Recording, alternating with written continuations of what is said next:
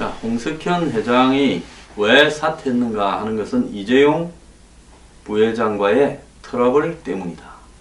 이재용 부회장이 홍씨 일가를 다 내몰고 초토화하고 있다. 즉 JTBC의 태블릿 PC 보도조차도 한마디로 이재용에 대한 일종의 공격 때문이라고 보고 있다.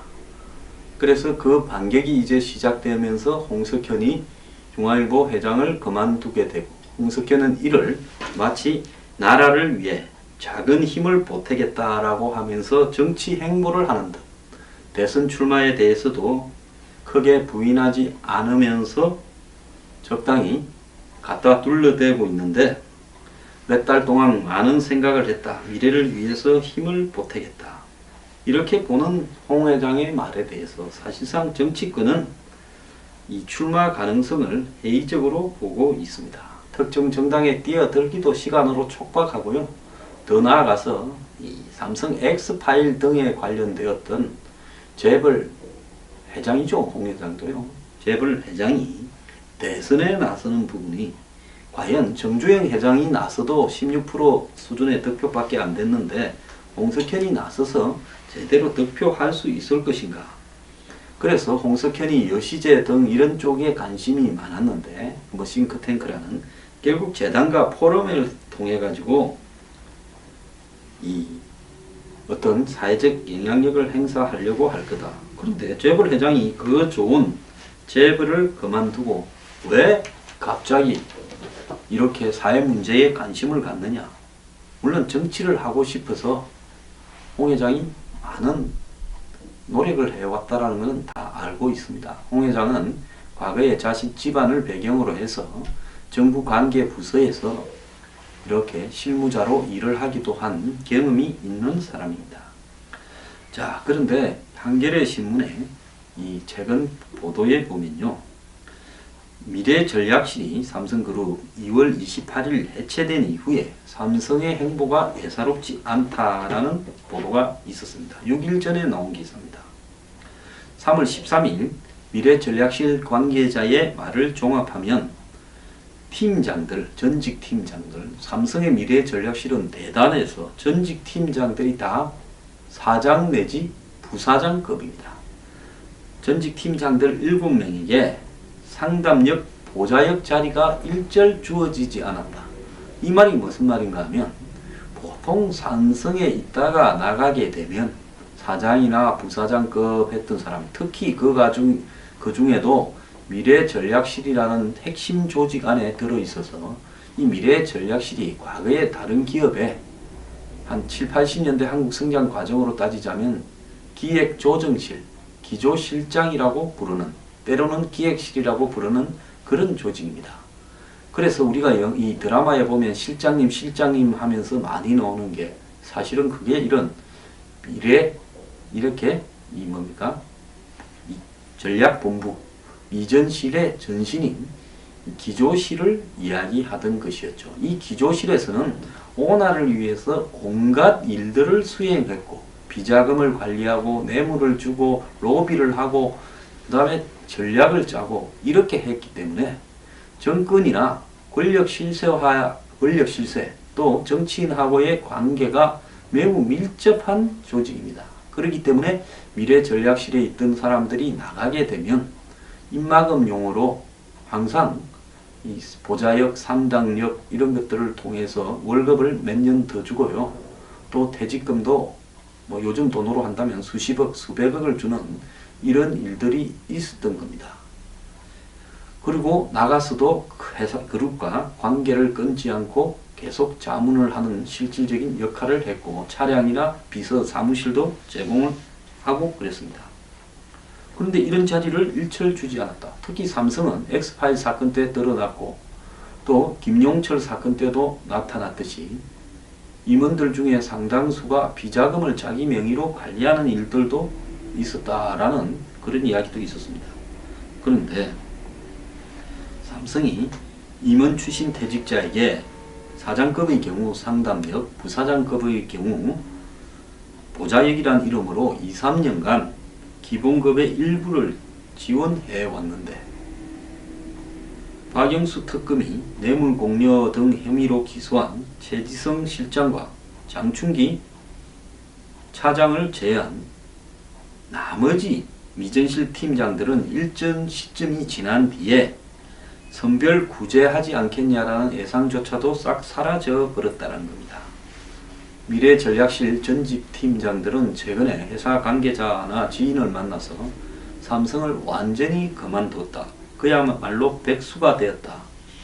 이러고 일부 팀장들은 자체 송별을 했대 눈물을 흘리기까지도 했다고 그럽니다.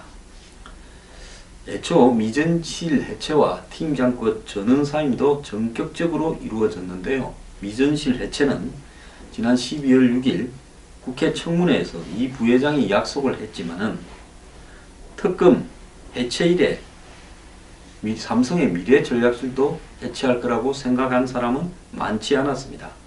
그룹 경영에 꼭 필요한 미전실 기능 일부를 삼성전자, 물산, 생명 등 3대 계열사로 옮겨서 겉으로는 해체하지만은 기능의 일부를 보존시킬 거라는 예상이 대부분이었는데 이 예상을 완전히 깨버린 겁니다.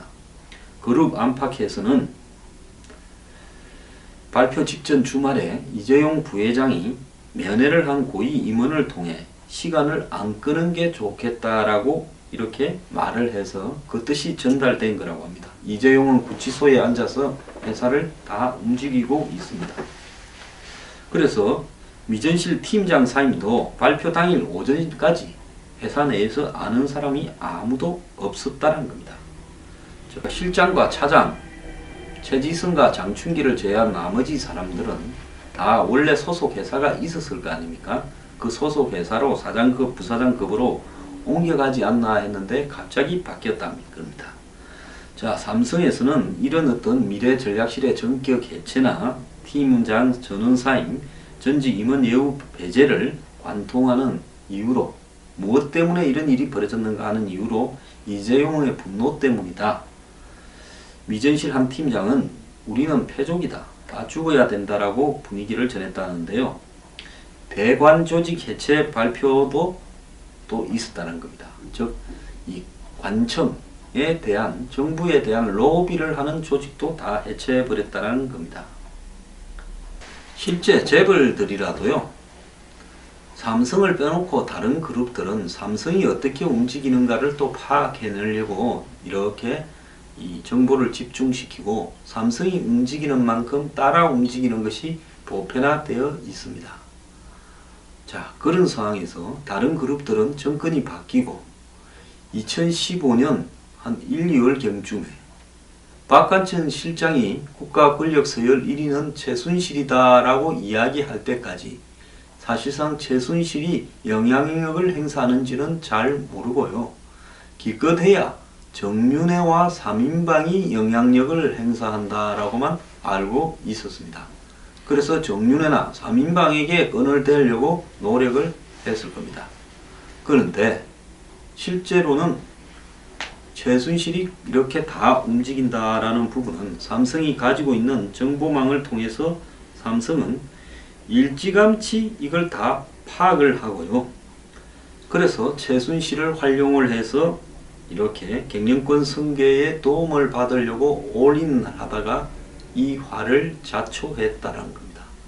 그러면 이재용의 분노는 왜 최지성이나 장충기에 대해서 분노를 했을까요? 사실 최지성, 장충기 라인은 지난 대선 때 박근혜 대통령이 아니라 아마 다른 사람에게 올인을 했을 겁니다. 그 다른 사람이 누군가는 여러분들이 잘 이해를 할 거라고 보고 있습니다.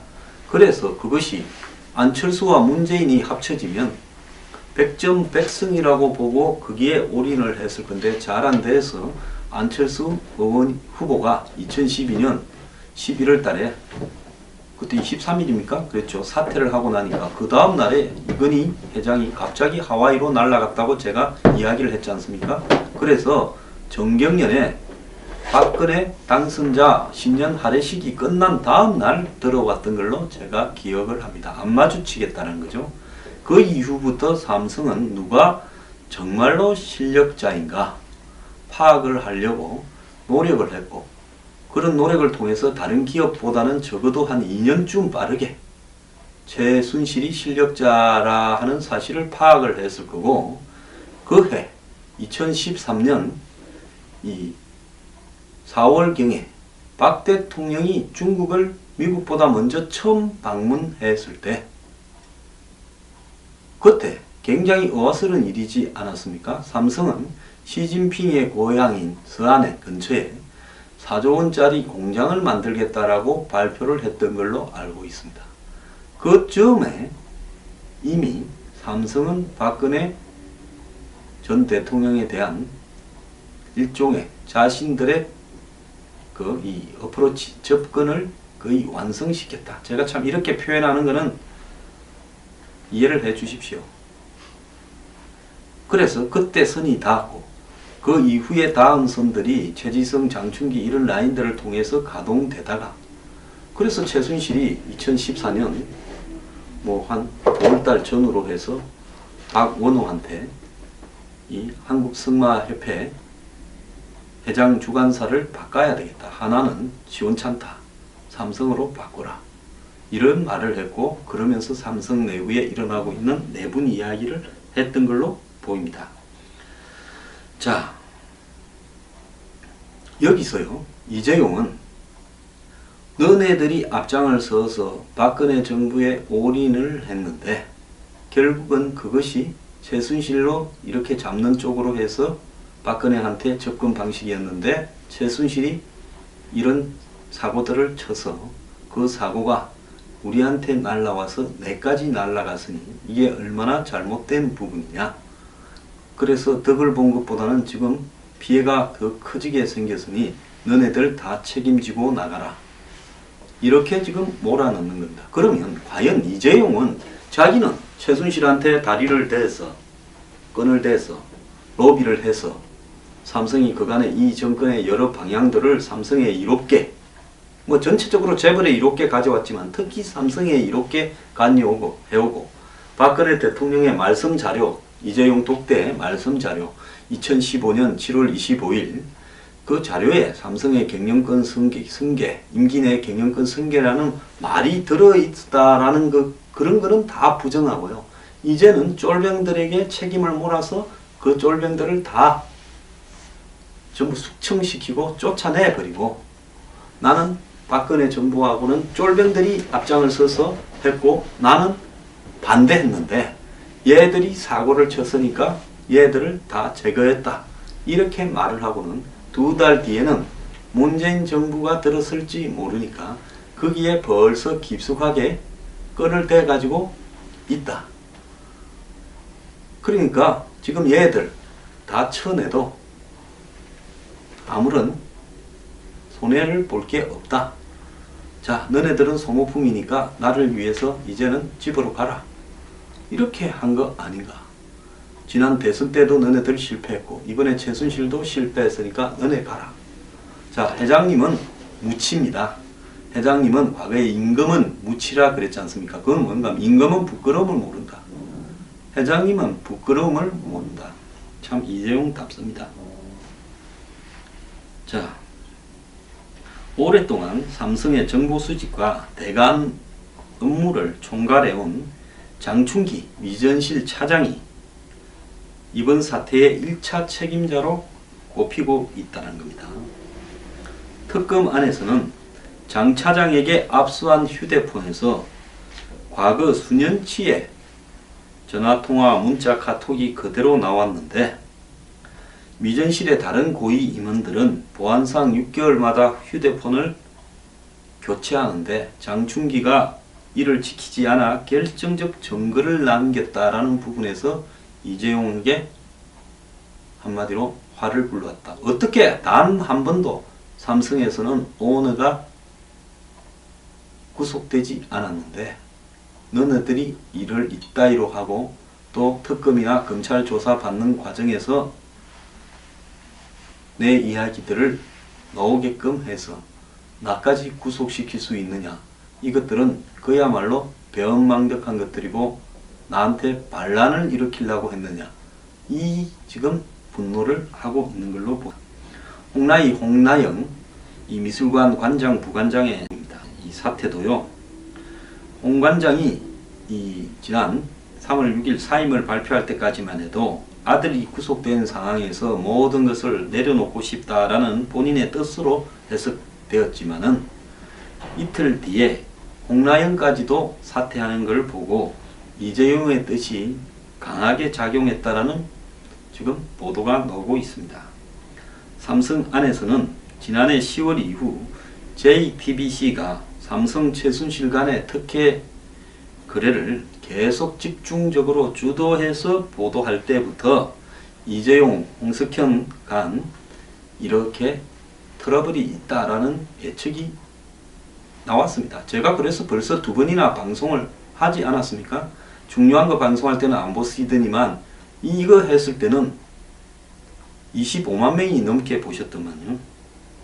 그래서 지금 이재용은 자신이 지금 이렇게 구치소에 갇혀 있는 동안에 홍석현이나 홍라희 등 외가가 삼성을 장악하고 들어올까봐 차단하기 위해서 다 쫓아내는 사태가 벌어지고 있고, 이 과정 중에 하나가 홍석현이 사퇴라는 겁니다. 자, 삼성의 전직 임원은 이재용으로는 내가 감옥에 들어갈 때까지 미래 전략식은 뭐 했느냐라고 생각할 수 있겠지만은 너무 적극적인 결정이라는 우려도 있다는 겁니다. 이재용이 젊으니까 한마디로 세게 반격을 하는데요. 이런 이재용의 반격과 홍석현의 지금 사태가 어떻게 다시 부메랑으로 이재용에 돌아갈지 의문인데요. 이 부분에서는 이재용이 다음 정권과 뭔가 믿을 만한 딜이 있어서 이렇게 하는 거 아니겠느냐. 다음 정권에 누가 될지 모르는 사람은 없다고도 하고 있습니다. 그렇다면 이재용이 뭔가 믿는 백이 있어서 다 쫓아내고 새로 들어오는 정권에 나를 빨리 풀어줄 거다, 이런 이야기인지 묻고 싶습니다. 참 말하기가 구질구질합니다.